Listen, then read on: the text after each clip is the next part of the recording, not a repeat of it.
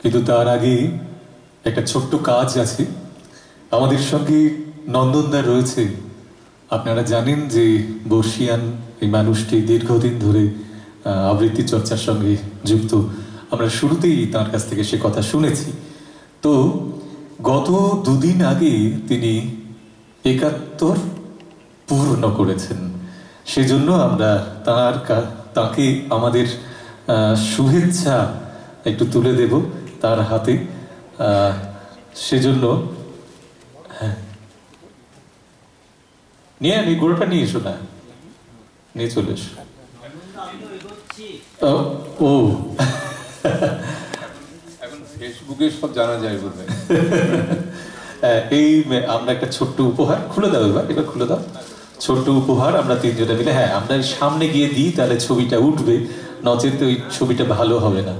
Microphone গুলো তখন আমাদের ব্যাঘাত ঘটাবে। আলো শ্রবণ দিলেই চলবে। হ্যাঁ, এই তো সুন্দর ছোট্ট একটা উপহার আমরা তুলে দিলাম নন্দনদার।